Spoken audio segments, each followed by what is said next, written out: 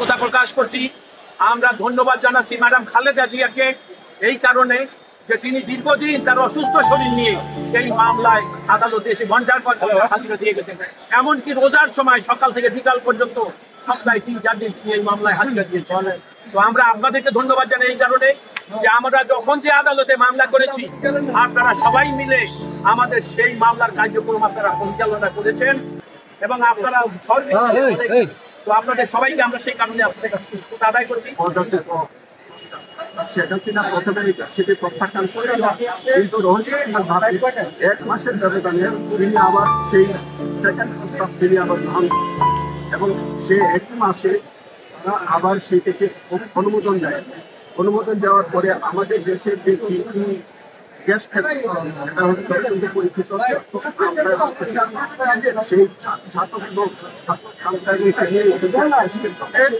তারা পরিত্যক্ত ঘোষণা, কিন্তু সম্পূর্ণ পরিত্যক্ত গ্যাস ক্ষেত্র ছিল না।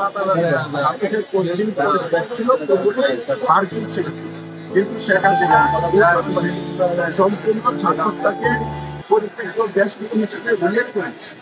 1999 সালে আমরা হাজিরা দিয়ে যেতাম। এই মামলা 111 সময় তৈরি হয়েছিল।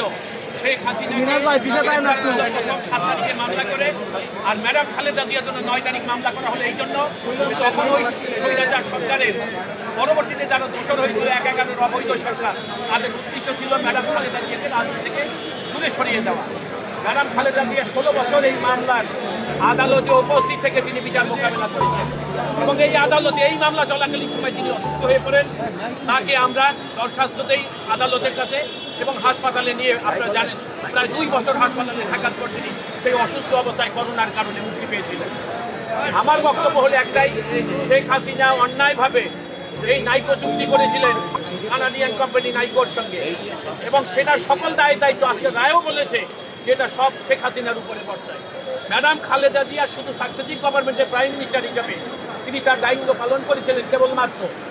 সেই দায়িত্ব পালনের কারণে 11 সরকারের ইঙ্গিতে ম্যাডামকে রাজনীতি থেকে দূরে সরিয়ে দেওয়ার জন্য এবং 2008 সনে ওই স্বৈরাচার সরকারের যারা রাষ্ট্রীয় ক্ষমতায় 11 অবৈধ সরকারের কারণে বসেছিলেন, তারা মনে করেছিলেন যে ম্যাডাম খালেদা জিয়াকে যদি জেলে আটকানো না যায় তাহলে তাদের পছন্দ মতো একটা সরকারকে ক্ষমতায় আনা যাবে না। তো সেই কারণেই এই নাইকো মামলায় পরবর্তী শেখ হাসিনা আদালতকে ব্যবহার করে এই মামলা থেকে অব্যাহতি পেয়েছেন। আর ম্যাডাম খালেদা জিয়ার মামলা বছরের পর বছর নির্দেশ টানছেন যাতে রাজনীতিতে তিনি মানুষের কাছে, দেশের কাছে, দেশের বাইরে অর্থাৎ মান সম্মানের হানি ঘটায়। এইটাই সেটা